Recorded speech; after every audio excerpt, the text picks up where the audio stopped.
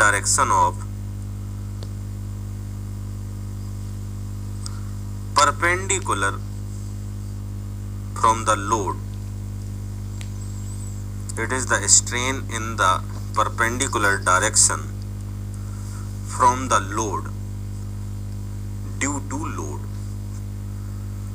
From the load due to load.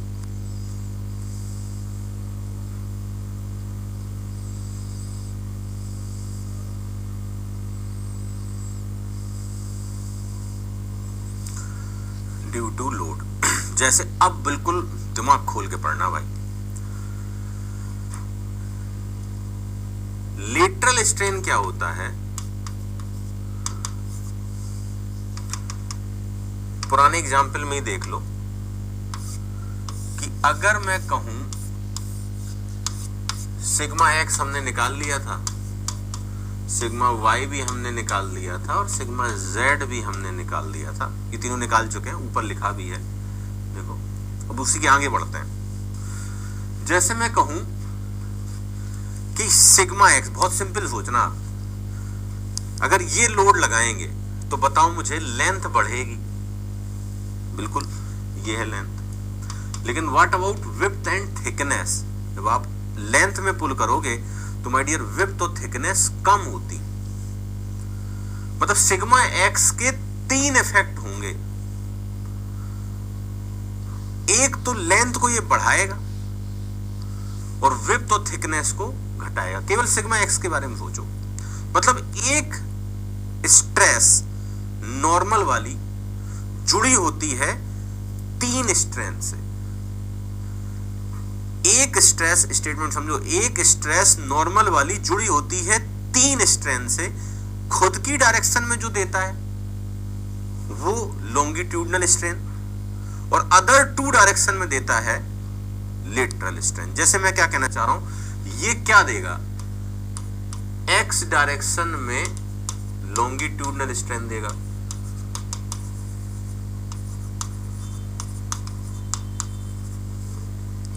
पर यही y direction में लेटरल स्ट्रेन देगा और z डायरेक्शन में भी लेटरल स्ट्रेन देगा। सिमिलरली y वाला खुद 3 के साथ जुड़ा होगा कि y में लॉन्गिट्यूडनल स्ट्रेन देगा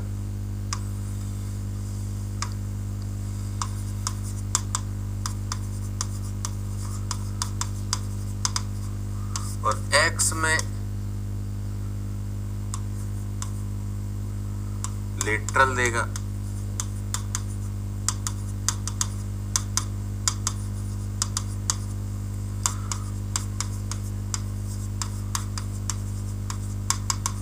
और z में भी देगा।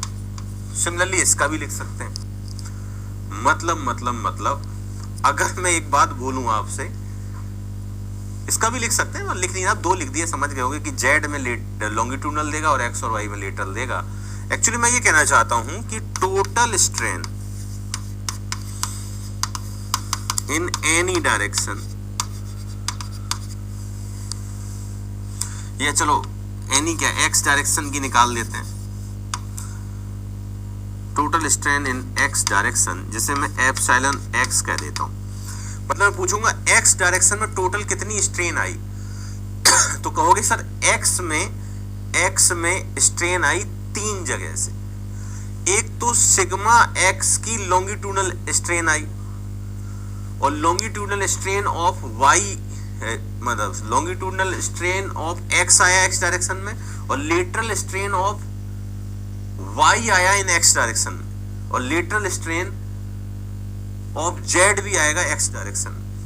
मतलब अगर मैं एप्सिलॉन x निकालना चाहूं, टोटल स्ट्रेन इन x डायरेक्शन निकालना चाहूं, तो मैं कहूंगा longitudinal strain of sigma x plus lateral strain of sigma y plus lateral strain of sigma z होगा। ऐसे ही हम y में भी लिख सकते हैं और ऐसे ही हम z में भी लिख सकते हैं। अभी लिखेंगे, फॉर्मूले के टर्म्स में लिखेंगे। पहले बताओ, ये समझ गए तो आधा काम हो गया माय डियर। मतलब सबसे ज्यादा दिक्कत यही होती है लोगों को, ये समझ गए तो आधा काम हो गया। पहले इसको लिख लो बढ़िया से, और कोई जरा सा भी डाउट है पूछ लो, क्योंकि अब चैप्टर जल्दी ही खत्म हो जाएगा, फिर हम लोग और नई चीजों की ओर बढ़ेंगे। कोई डाउट है तो भाई पूछो।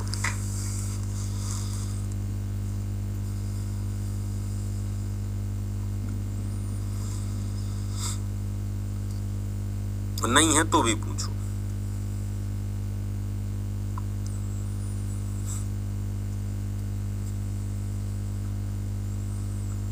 पर पूछ लो, कंफ्यूजन लेके मत जाओ।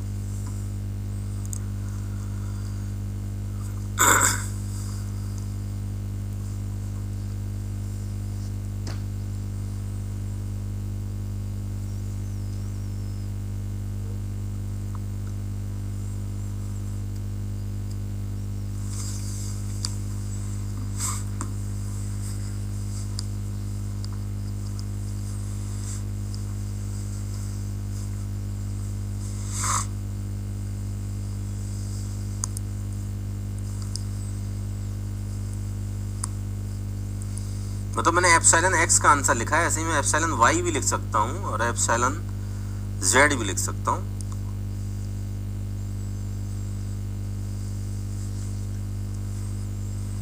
क्योंकि किसी भी डायरेक्शन में आप लोड लगाओगे तो वो खुद की डायरेक्शन में स्ट्रेन तो देगा ही देगा, लेकिन अदर टू 90 वाली डायरेक्शन में भी स्ट्रेन देगा। उन्हीं को लेटरल स्ट्रेन कहा जाता है।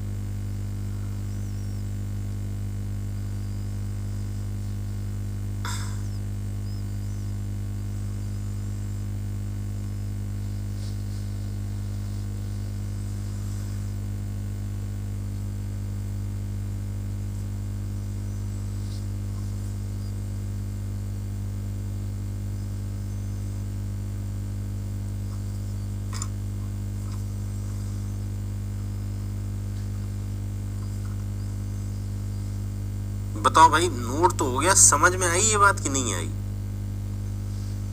समझ में आना ज्यादा इंपॉर्टेंट है। नोट तो कर लिए हो तो हम मान लिए, समझ पाए?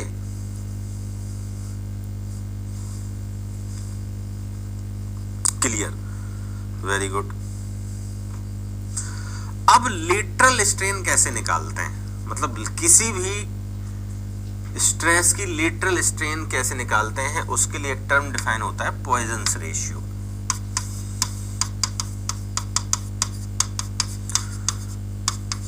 पॉइजन्स रेशियो क्या है कि lateral strain of any stress से रेशियो है longitudinal strain of any stress with minus sign। Mu से डिनोट करेंगे हम लोग।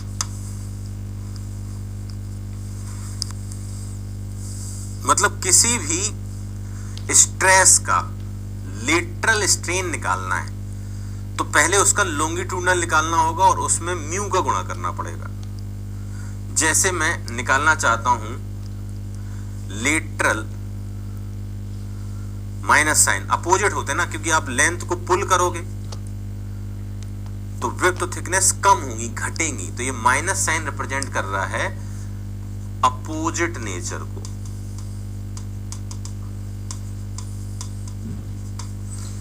अपोजिट नेचर को डिनोट कर रहा है। जैसे मैं निकालना चाहता हूं lateral strain of sigma x का लेटरल स्ट्रेन निकालना चाहता हूं, तो पहले मुझे लॉन्गिट्यूडनल स्ट्रेन निकालना पड़ेगा और उसमें म्यू को गुणा कर देना पड़ेगा माइनस के साइन के साथ। तो वो तो निकालना सीख ही चुके हो, sigma x divide by e. ऐसे का lateral strain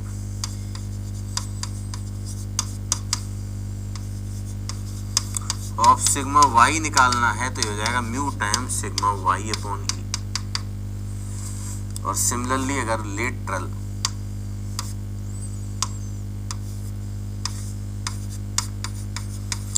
strain of sigma z निकालना है तो ये हो जाएगा mu time sigma z upon e. मतलब किसी भी स्ट्रेस के लॉन्गिट्यूडनल इफेक्ट में म्यू का गुणा कर दो तो लेटरल स्ट्रेन निकल आती। नोट करो इसको, और कोई डाउट हो तो पूछो।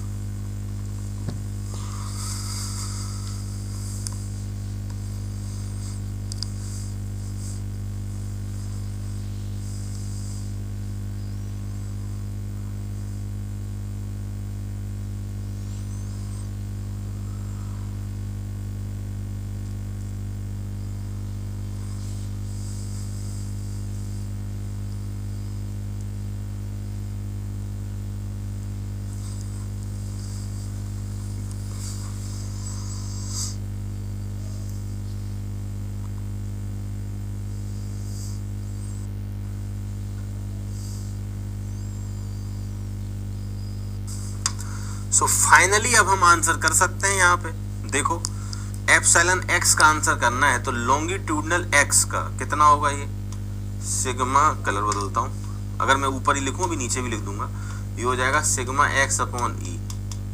तो एक्स डायरेक्शन में इसकी वजह से, सिग्मा एक्स की वजह से एक्स डायरेक्शन में लेंथ बढ़ेगी, लेकिन लेटरल स्ट्रेन ऑफ वाई की वजह से लेंथ घटेगी।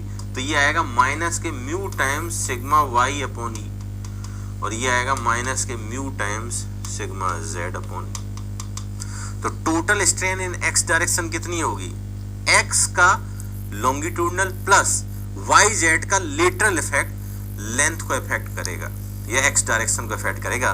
मैं नीचे फिर से लिख देता हूं, जिन्हें कंफ्यूजन है वो ऐसे सोचा करो कि अगर ये मेंबर है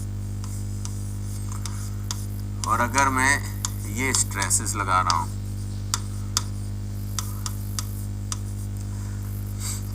तो अगर मैं एप्सिलॉन एक्स बताना चाहता हूं या स्ट्रेन ऑफ लेंथ बताना चाहता हूं, तो देखो एक तो ये खुद खींचेगा तो लेंथ बढ़ेगी, तो इसका लॉन्गिट्यूडनल प्लस इसका लेटरल और इसका भी लेटरल। और कभी भी लेटरल निकालना हो तो उसके लॉन्गिट्यूडनल में म्यू का गुणा करके माइनस लगा दो। जैसे मुझे y का लेटरल इफेक्ट चाहिए, मतलब y x में क्या इफेक्ट डालेगा वो चाहिए, तो सिग्मा y अपॉन ई में म्यू का गुणा माइनस साइन। जैसे मैं एक ही बार में आंसर करता हूं, देखो ये लॉन्गिट्यूडनल, y का लेटरल और z का भी लेटरल। अगर मैं चेंज इन y डायरेक्शन बताना चाहता हूं, या आई थिंक इसे थिकनेस का था, थिकनेस का चेंज बताना चाहता हूं स्ट्रेन के टर्म्स में, तो मैं कहूंगा y की डायरेक्शन का लॉन्गिट्यूडनल और अदर टू डायरेक्शन का लेटरल।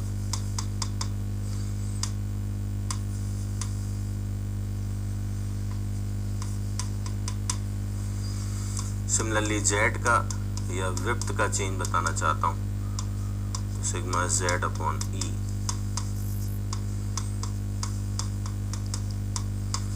अब बताओ भैया किसी कोई डाउट बचाओ तो, अब बताइए किसी कोई डाउट बचाओ तो, आराम से सोच लीजिए तसल्ली से।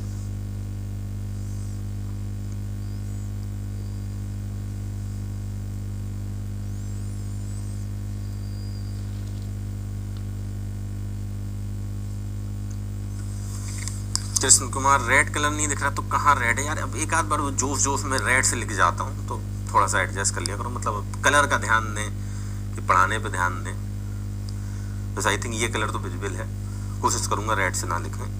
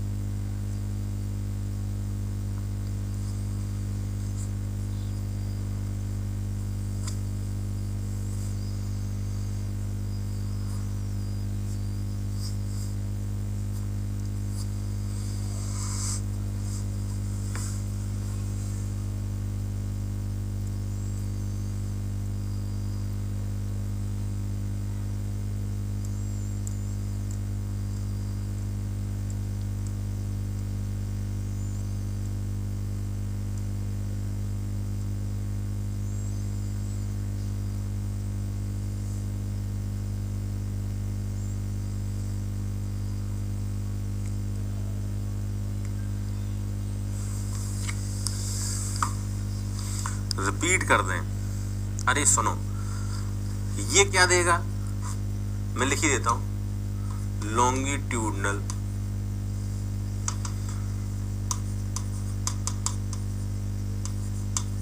लॉन्गिट्यूडनल इन एक्स, और क्या देगा लेटरल इन वाई, और क्या देगा लेटरल इन जेड। तो देखो एक्स में लॉन्गिट्यूडनल कितना देगा सिग्मा एक्स अपॉन ई, z में और y में लेटरल कितना देगा sigma x upon E into mu minus के, z में भी लेटरल इतना ही देगा।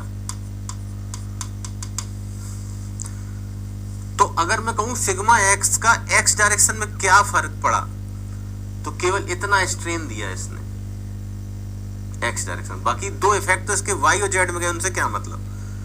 लेकिन ऐसे ही सोचो y का y डायरेक्शन में जो फर्क पड़ेगा, लेकिन y का एक फर्क x में भी तो पड़ेगा। कितना पड़ेगा sigma y upon E into mu. तो x डायरेक्शन में देखो ये x का लॉन्गिट्यूडनल है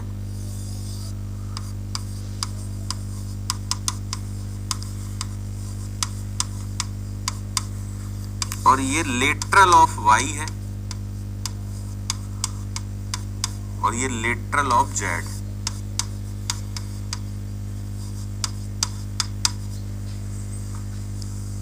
अब बताओ समझ पाए कि नहीं? इसीलिए भैया बहुत धीमे धीमे बताया है, तुम सीख जाओ ताकि।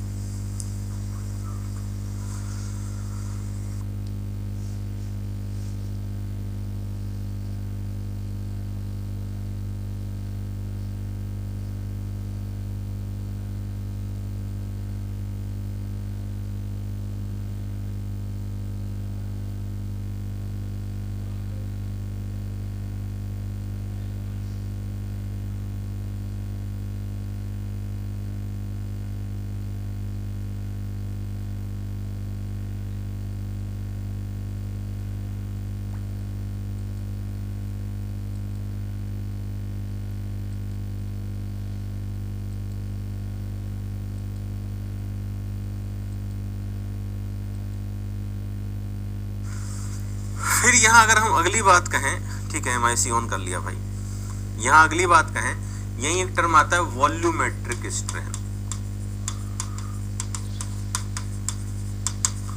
वॉल्यूमेट्रिक स्ट्रेन, ये क्या होता है, तीनों डायरेक्शन की स्ट्रेन का समेशन। तो इन तीनों को जोड़ दो, तो जब इन तीनों को जोड़ोगे तो ई तो कॉमन हो जाएगा, sigma x, sigma y, sigma z, तो इनको जोड़ लेना आप, मतलब इतना तो कर ही लोगे। तो आप देखना ये बचेगा sigma x plus sigma y plus sigma z, 1 minus 2 mu upon e. तो वॉल्यूमेट्रिक स्ट्रेन अगर निकालना है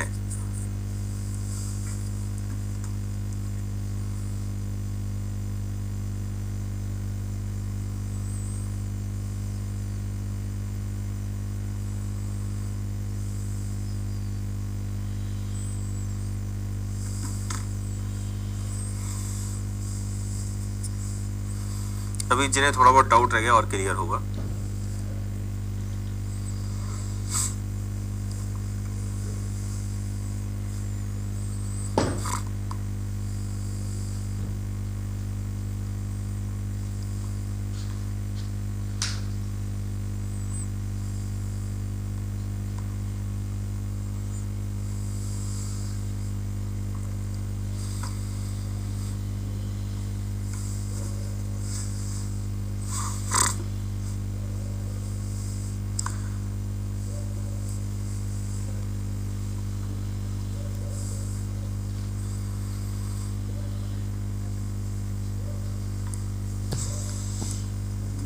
ठीक है, तो वॉल्यूमेट्रिक स्ट्रेन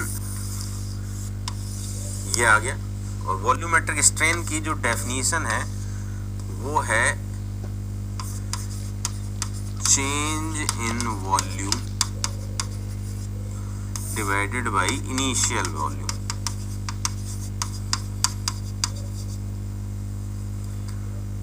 या जैसे लिख सकते हैं delta v upon v, delta v upon v. ठीक है,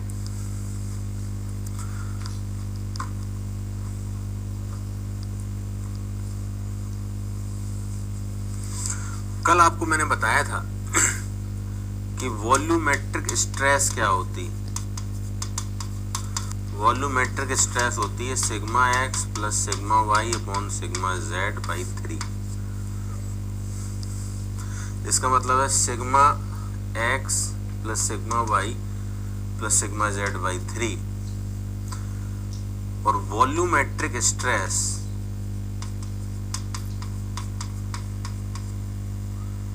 प्रोपोर्शनल होता है वॉल्यूमेट्रिक स्ट्रेन के। तो sigma x, sigma y, sigma z by 3 proportional होता है वॉल्यूमेट्रिक स्ट्रेन के। और वॉल्यूमेट्रिक स्ट्रेन जो है, जब ये प्रोपोर्शनलिटी हटाते हैं तो वॉल्यूमेट्रिक स्ट्रेस होता है K टाइम्स वॉल्यूमेट्रिक स्ट्रेन।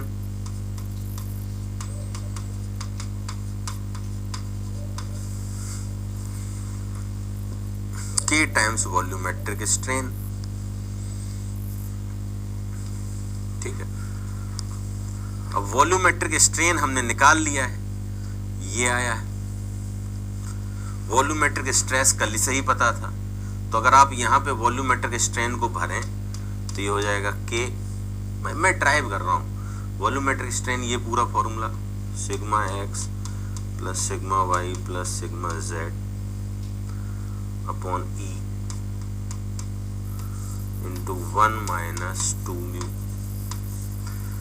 और वॉल्यूमेट्रिक स्ट्रेस क्या होता है sigma x plus sigma y plus sigma z by 3।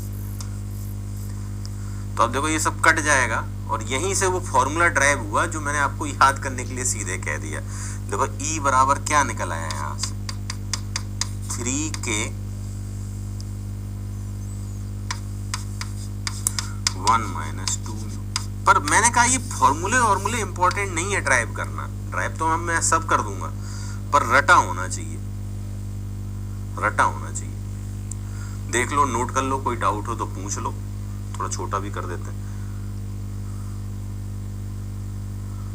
लिख लो, कोई कंफ्यूजन हो तो पूछ लो।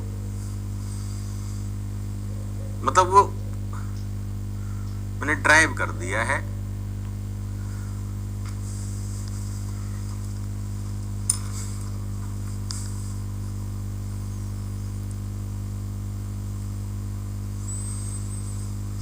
विशाल साहू जी लेट हो गए हैं, तो मैं ये तो नहीं बता सकता हूँ कि कितना पेज छोड़ो, लेकिन लेट होना गलत बात है बेटा, टाइम से आया करो। अब हो गया तो हो गया, कोई बात नहीं, पढ़ो मन से। आई थिंक 4 पेज छोड़ दो।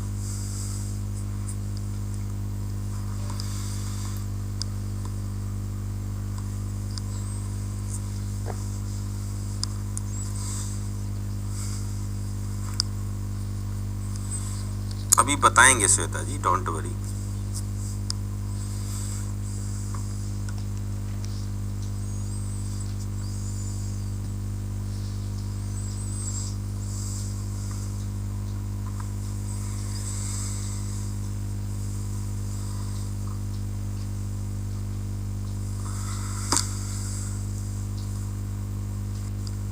ये लिख लो, मुझे बताओ फिर।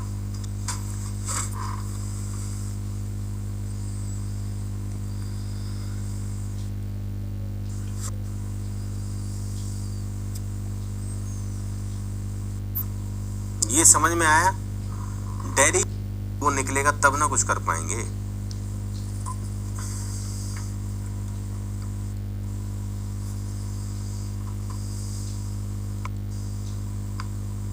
नाम से नहीं क्लियर हो रहा, change in volume divide by volume आया था, आप शायद भूल गए।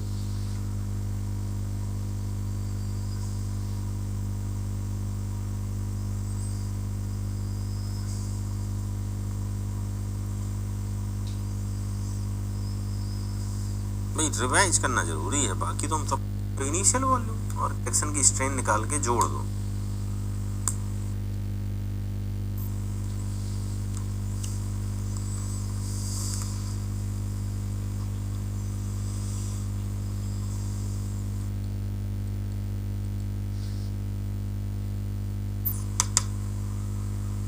लेंथ, विड्थ और थिकनेस भी लिख देते हैं। और अगर हम चेंज इन वॉल्यूम निकालें तो निकालने के लिए हम ln ले सकते हैं, ln v क्या हो जाएगा, ln l plus ln b plus ln t, differentiate कर दो तो हो जाएगा dv by v, dl by l, db by b, dt by t। इसी को हम लोग वॉल्यूमेट्रिक स्ट्रेन कहते हैं।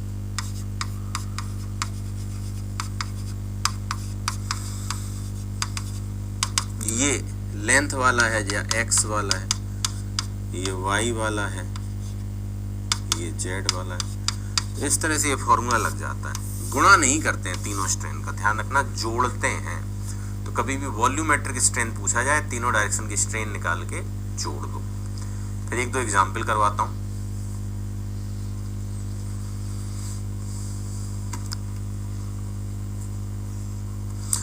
ये 1 - 2 म्यू नहीं समझ में आया मूर्ख, ये करके देखो ना, इन सबको जोड़ो, इन सबको जोड़ोगे तो ये बनेगा। ये क्लास 5 में थोड़ा ना पढ़ रहा हूँ कि सबको लिख के फिर मैं जोड़ू, कॉमन ओमन लेके बताऊं। करके देखना आप, यही आएगा। इसमें क्या नहीं समझ में आया? ये डेटा सब जोड़ना है, तीनों को जोड़ो, epsilon x, epsilon y, epsilon, तब ये बनेगा। मतलब ये तुक्का नहीं है, फॉर्मूला नहीं है, इन तीनों को जोड़ के निकला है। यार ऐसी ऐसी डाउट पूछ देते हो, बड़ा दुख होता है कि सर ये 1 - 2 म्यू कहां से गया। अरे इनको जोड़ो, करके देखो, आएगा ही। ये सब मत पूछा करो उठपटांग, दिल दुखा देते हो।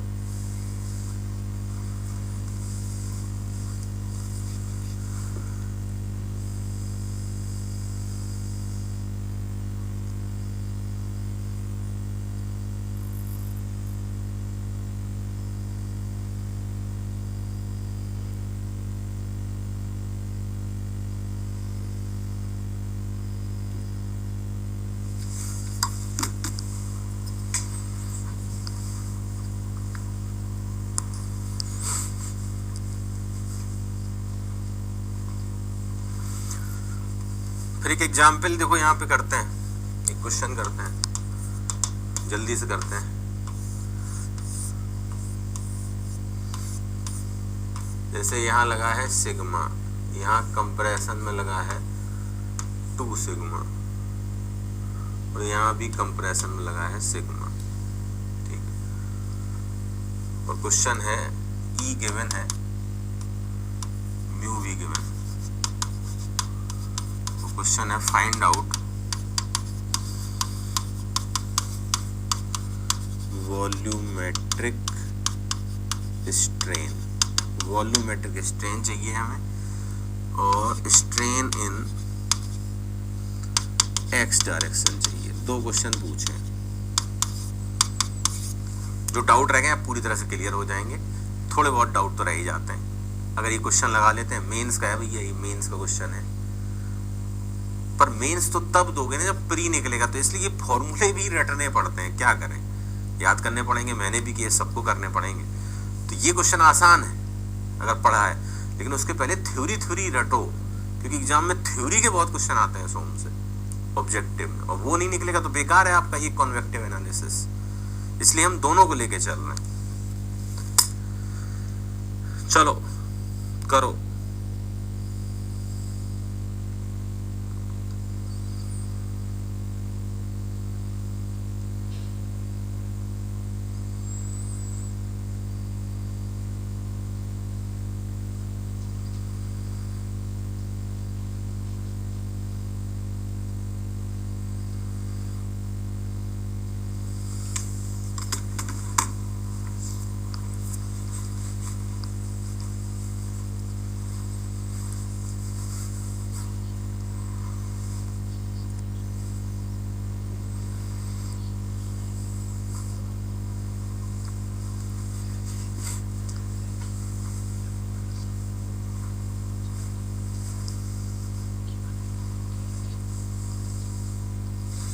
तो देखो वॉल्यूमेट्रिक स्ट्रेन का तो फॉर्मूला ही है हमारे पास। क्या है वॉल्यूमेट्रिक स्ट्रेन का formula? Sigma x plus sigma y plus sigma z 1 minus 2 mu upon e. यहाँ देखो सिग्मा एक्स है सिग्मा वाई है माइनस के 2 सिग्मा, और सिग्मा जेड है माइनस के सिग्मा। ये डेटा भरो, पहले क्वेश्चन का आंसर आ गया। तो सिग्मा माइनस के 2 सिग्मा माइनस के sigma 1 minus 2 mu upon e. तो पहले क्वेश्चन का आंसर हो गया 3 2 सिग्मा, तो माइनस में 2 सिग्मा 1 माइनस 2 म्यू अपॉन ई। देख लो भाई, पहला क्वेश्चन क्लियर है सबको? पहला क्वेश्चन तो आसान है, पहला क्वेश्चन तो आसान है भाई।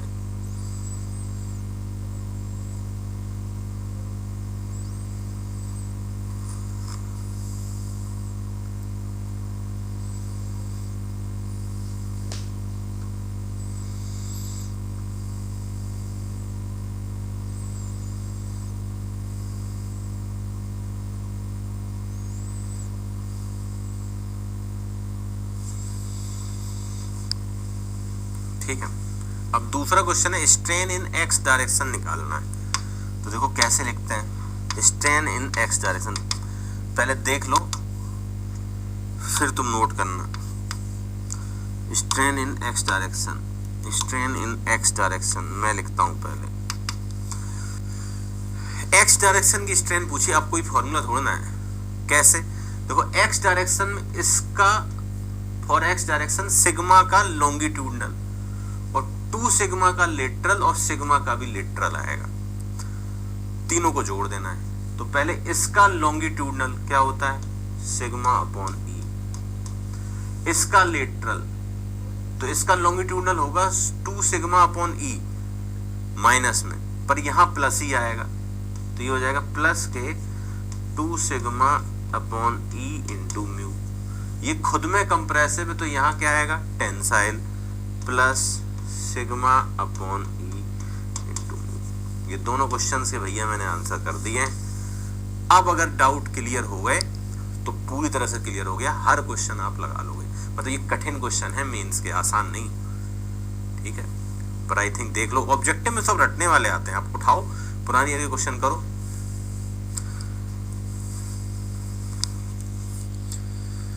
तो थोड़ा सा आपको याद ही करना होगा भाई।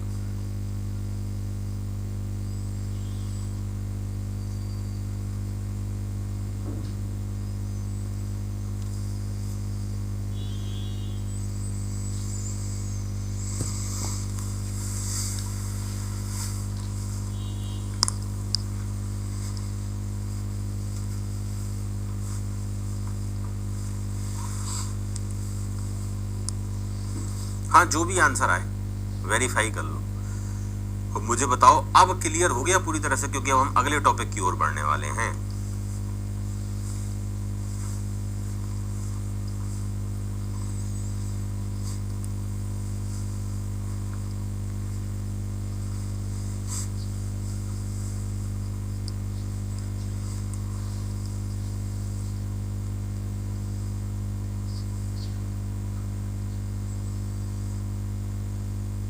बताओ भाई, अब कोई डाउट हो तो पूछ लो।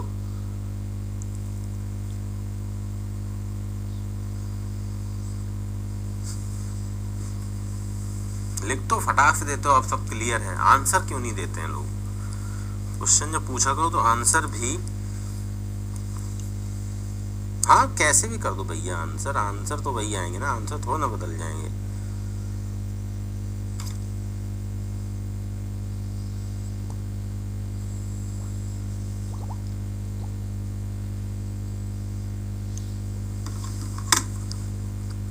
क्लियर, सभी को क्लियर, ठीक है। चलिए थोड़ा सा आगे बढ़ते हैं, पॉइजन्स रेशियो के बारे में और जानते हैं।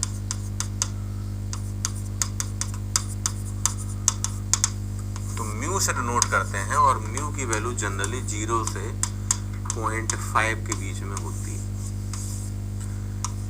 In general.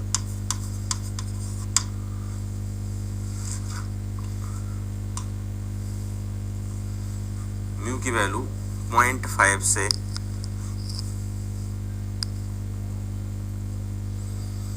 कम ही होती है हमेशा,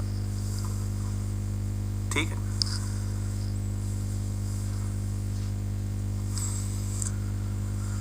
फिर कुछ मटेरियल का म्यू याद रख लो, जैसे कॉर्क,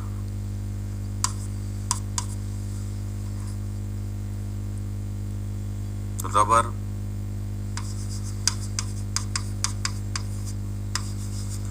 म्यू याद सकते हैं कंक्रीट का, म्यू वैक्स का याद रख सकते हैं। और कोई मटेरियल बताओ भाई जो जरूरी हो, सैंड याद रख लो, ठीक है। ग्लास का याद रख लो, आई थिंक इतने काफी। तो दो चीजें ध्यान रखना हमेशा कि कॉर्क का 0 होता है और रबर का 0.5 और वैक्स का भी 0.5 होता है, ठीक है। कंक्रीट का अराउंड जो है पॉइंट कह सकते हैं 0.1 से 0.2 के बीच में होता है। स्टील का 0.3 के आसपास होता है, ठीक है। सैंड का भी लिख लो, सैंड का जो है 0.2 से 0.45, ठीक है। और ग्लास का जो है अराउंड 0.18, 0.3। और स्टील भी लिख सकते हैं, स्टील का होता है 0.25 के आसपास से 0.3 तक, ठीक है।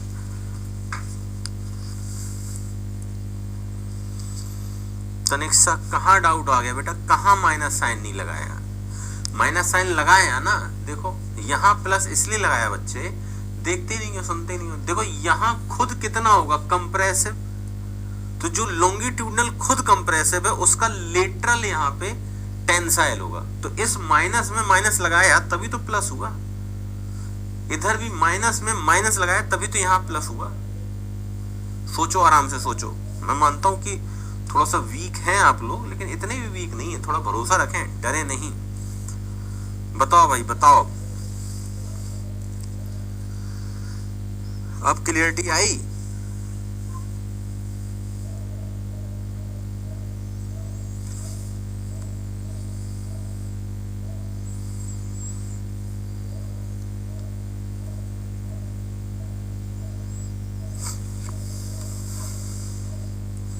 नहीं आई?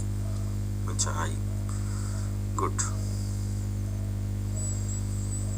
आनी चाहिए भाई क्लियरिटी।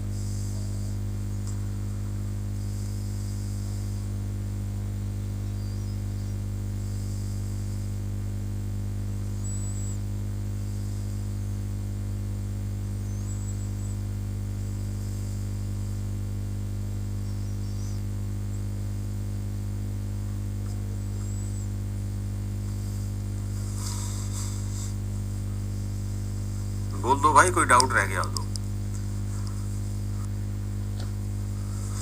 इतने मटेरियल की याद रख लेना। और एक चीज भी याद रखना, अगला पॉइंट, कि फॉर मेटल्स, मेटल के लिए म्यू की वैल्यू लाई करती है 1/4 से 1/3 के बीच। मेटल्स का याद रखना, जितने भी मेटल्स होते हैं इस रेंज में होता है, बहुत बार ऑब्जेक्टिव में पूछा गया है।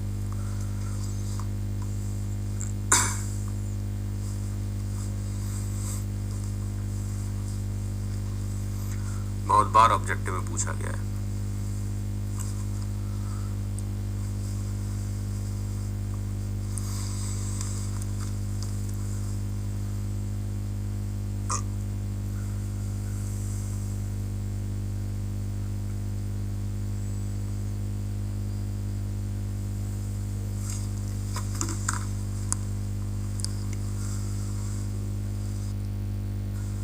एक बात और लिख दीजिए,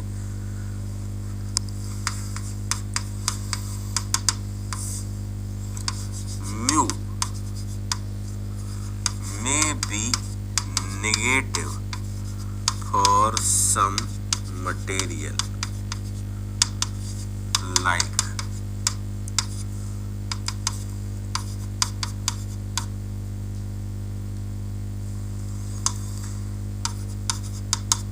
exotic material twice, मतलब म्यू कभी कभी नेगेटिव भी होता है। ह्यूमन टिश्यू,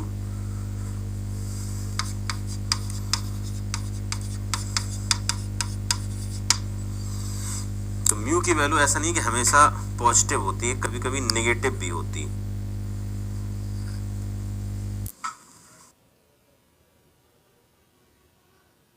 AUXCTIC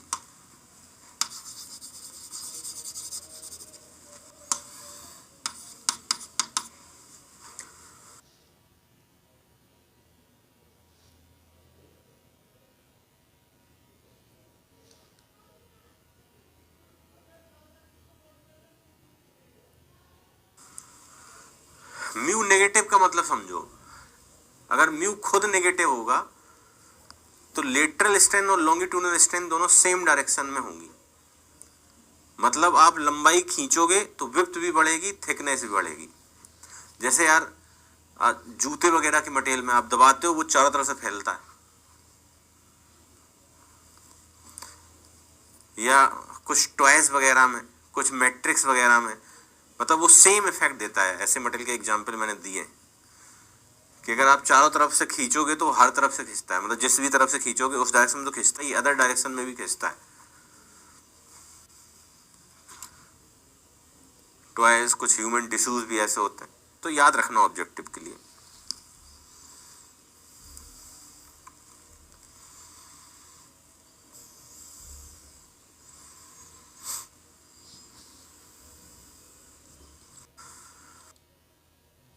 E बराबर 2G 1 प्लस म्यू और E बराबर 3K 1 माइनस 2 म्यू।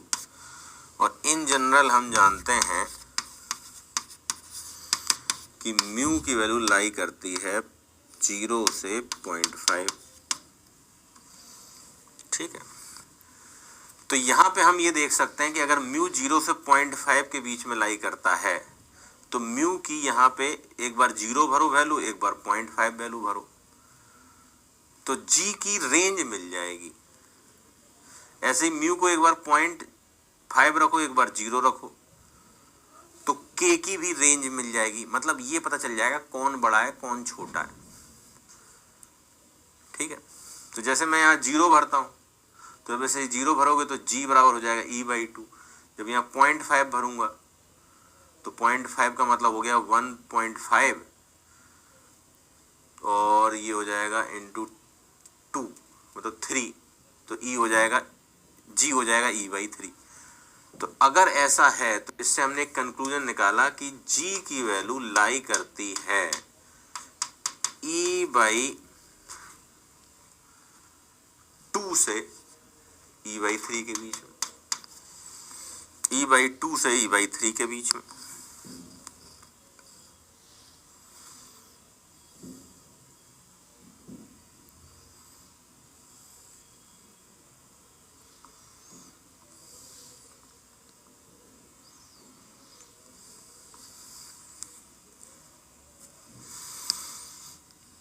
अरे लिख तो दिया अंकित कुमार, यार बिल्कुल मूर्ख हो। कितनी बार लिखा इन जनरल कितनी होती है वैल्यू? 0 से 0.5, मतलब ज्यादातर मटेरियल के लिए क्या होगा ये?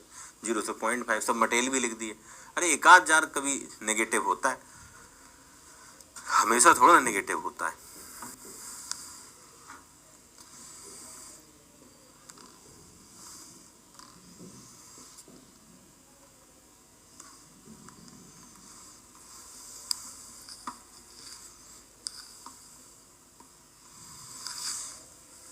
ठीक है, और यहीं से कंक्लूजन निकल आएगा के के लिए भी। यहाँ 0 भरो तो के हो जाएगा E/3, यहाँ 0.5 भरो तो 0.5 भरोगे तो ये टर्म बन जाएगा 0, के पहुंच जाएगा इन्फिनिटी। तो के की वैल्यू लाई करती है E/3 से इन्फिनिटी तक।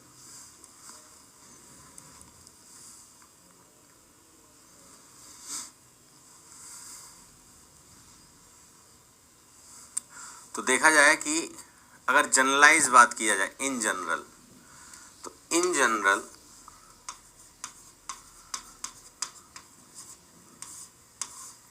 सबसे छोटा कौन हो गया? जी, क्योंकि जी तो कभी ई तक भी नहीं पहुंच पाएगा। उससे बड़ा कौन होगा? ई, और सबसे बड़ा कौन होगा? के, इन जनरल। लेकिन क्वेश्चन इन जनरल नहीं पूछता है, फॉर मेटल्स पूछता है। क्योंकि अगर फॉर मेटल्स बात किया जाए तो म्यू जो है 1/4 से 1/3 होता है, और जब म्यू 1/4 से 1/3 होता है तो अब एक बार यहाँ भरना 1/3, एक बार यहाँ भरना 1/4 कर लेना, क्योंकि हमें तो रटना है, ड्राइव क्यों करें।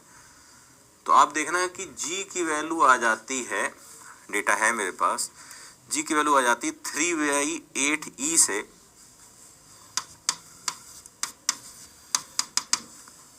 2/5 और ऐसा ही के की वैल्यू आ जाती है, क्या करेंगे, एक बार यहाँ 1/4 भरेंगे, एक बार यहाँ 1/3 भरेंगे, तो ये आ जाता है 2E/3 से E। तो ध्यान रखना मेटल्स के लिए ये रटना है, ये बॉक्स रटना है। मेटल्स के लिए सबसे बड़ा कौन हुआ? ई, उससे कम के, और सबसे कम जी। ये बहुत ज्यादा इंपॉर्टेंट है, नीचे वाला ही पूछता है, वेरी वेरी इंपॉर्टेंट। मेटल्स का क्वेश्चन कई बार आ चुका है। ये सब मैं प्रूव कर देता हूं, लेकिन अब सीधे डेटा देना मुझे अच्छा नहीं लगता, लेकिन आपको रटना ही पड़ेगा। मैंने प्रूव भी किया है, पर नो नीड टू प्रूव, सीधे रट लो। मेटल के लिए सबसे बड़ा ई, फिर के, फिर जी। अगर जनरली हर मेटल को कंक्लूड करें तो सबसे बड़ा के हो सकता है, फिर ई, फिर जी। पर ऑब्जेक्टिव जितनी बार आया है मेटल के लिए आया है, उठा के देखना बहुत बार आया है।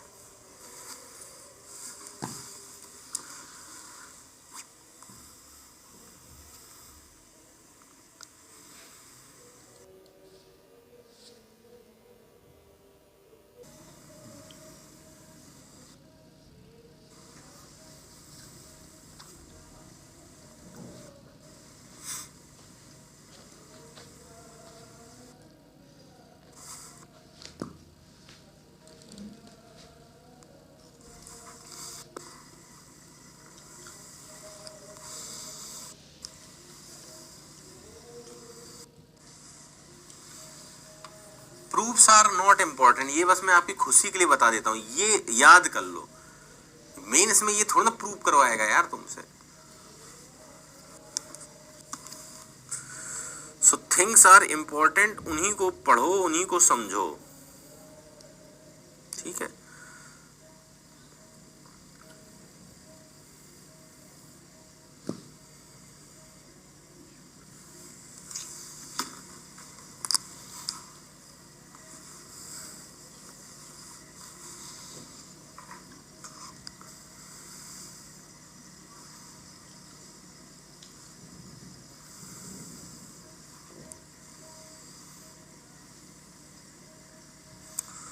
पॉइजन्स रेशियो प्लस होता है बेटा, प्लस।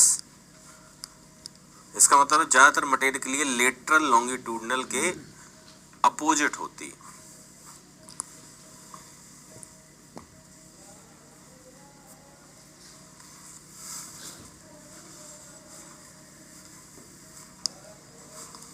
और जिनके लिए म्यू नेगेटिव होगा उनका लेटरल लॉन्गिट्यूडनल सेम ही डायरेक्शन होगा, और ऐसे मटेरियल बहुत कम होते हैं।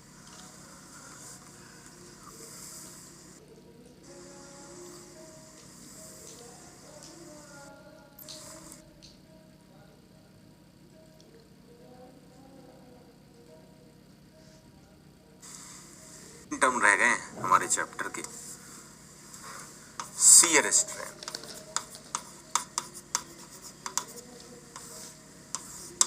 Shear strain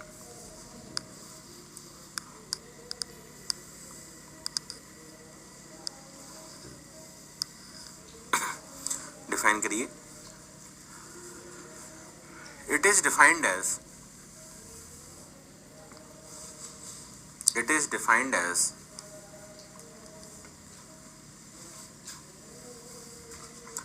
the change in initial right angle. It is defined as the change in initial right angle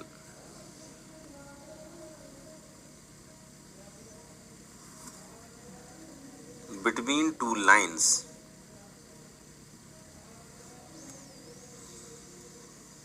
initial right angle between two lines which are parallel to which are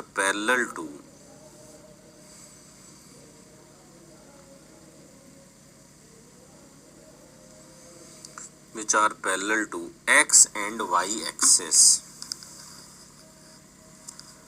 x and y axis, ठीक है। अब ये क्या है, देखो shear strain, जैसे कोई element है और उसको हमने यहां से फिक्स कर दिया, एक एलिमेंट को हमने यहां से फिक्स कर दिया,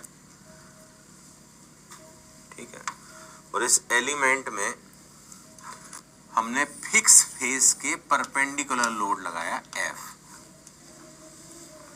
ठीक है, नीचे से फिक्स किया और ऊपर उसी के पैरेलल लोड लगाया, मतलब जो साइड फिक्स है ठीक उसके अपोजिट वाली फेस पे उसी के पैरेलल लोड लगाया। इसे बोलते हैं हम लोग स्टेट ऑफ प्योर शियर।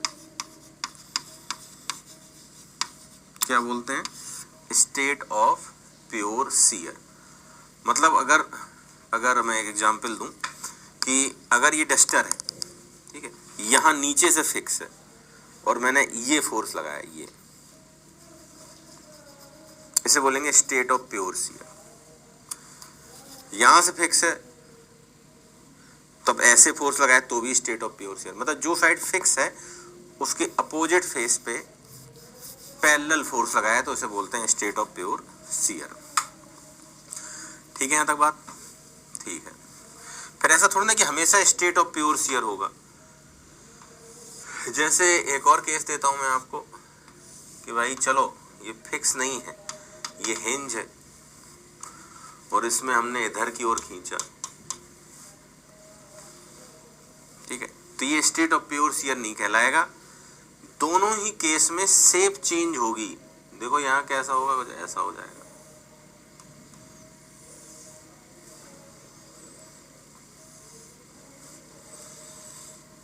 ठीक है। और इस केस में जब फिक्स की हो तो नई शेप कुछ ऐसे हो जाएगी। ये प्योर शियर है, इसे बोलते हैं डायगोनल शियर।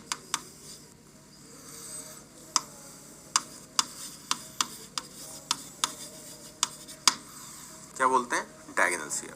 कोई भी केस क्यों ना हो, कोई दिक्कत नहीं। एक सिंपल बात करते हैं। डेफिनीशन कहती है कि इनिशियली दो लाइन जो एक्स और वाई के पैरेलल है, जैसे ये एक्स एक्सिस है और ये वाई एक्सिस है, ठीक है। तो एक्स और वाई के पैरेलल कौन सी दो लाइन है? ये वाई के पैरेलल है, ये एक्स के पैरेलल है। ये इन दोनों को भी ले सकते हो, एक्स और वाई के पैरेलल, कोई भी ले लो। तो देखो इनिशियली एंगल 90 था क्योंकि एक्स और वाई के पैरेलल थी। ये 90 डिग्री था इनिशियली, लेकिन अगर अब देखोगे तो अब 90 नहीं बचा, ये कम हो गया फाई। तो शियर स्ट्रेन यही फाई के बराबर होती। यहां देखो, यहां भी पहले 90 ही था लेकिन अब कम हो गया। मान लो यहां अल्फा कम हो गया, यहां से बीटा कम हो गया। तो कितना कम हो गया? Alpha plus beta. तो शियर स्ट्रेन कितनी होगी? टोटल जितना कम हो, बीटा प्लस अल्फा, या अल्फा प्लस बीटा भी लिख सकते हैं, बीटा प्लस अल्फा।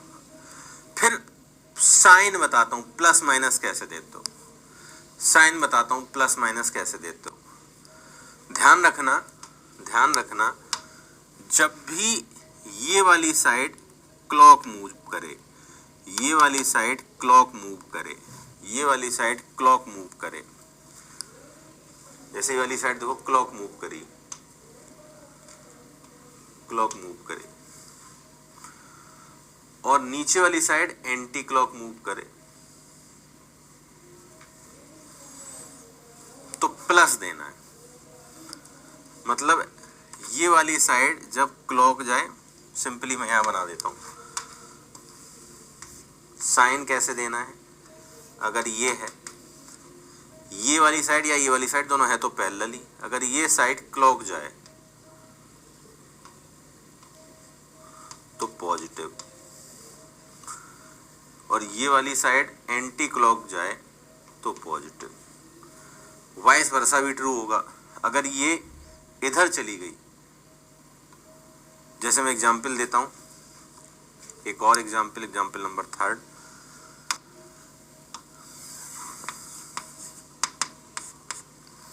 एग्जाम्पल 3 ये है कि अगर हमने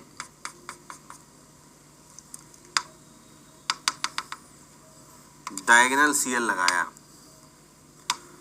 और ये कुछ ऐसा हो गया, मान लो,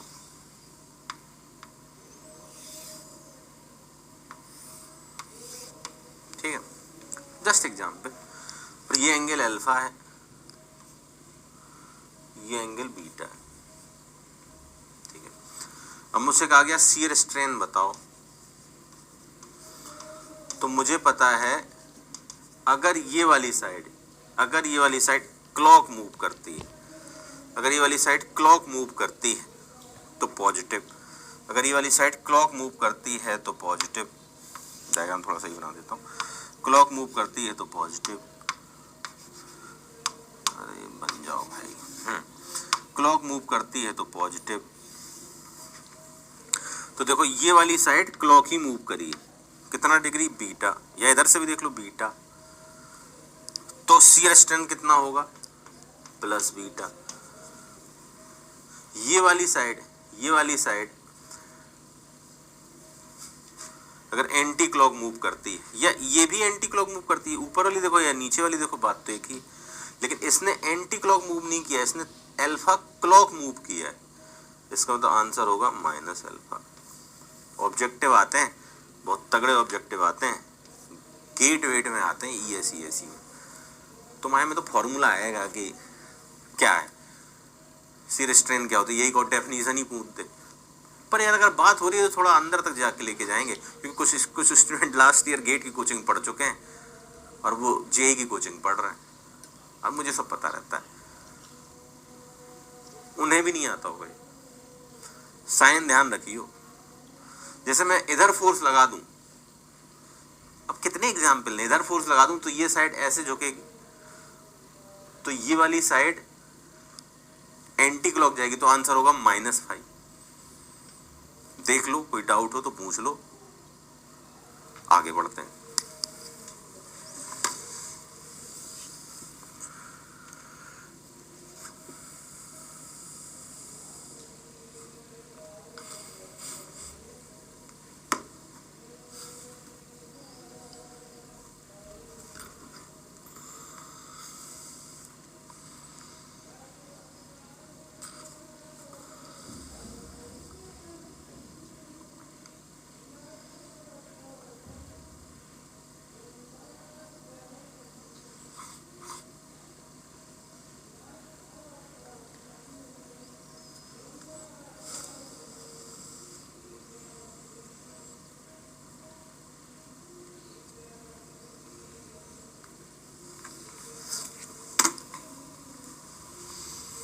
पहले नोट,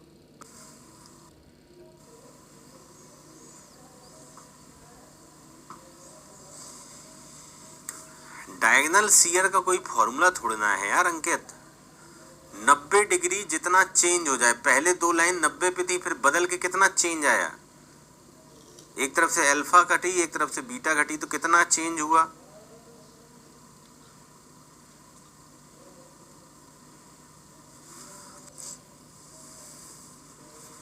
नोट कर लो, फिर एक एग्जाम्पल और देते हैं, चिंता ना करें, नोट कर लीजिए, एक एग्जाम्पल और देते हैं।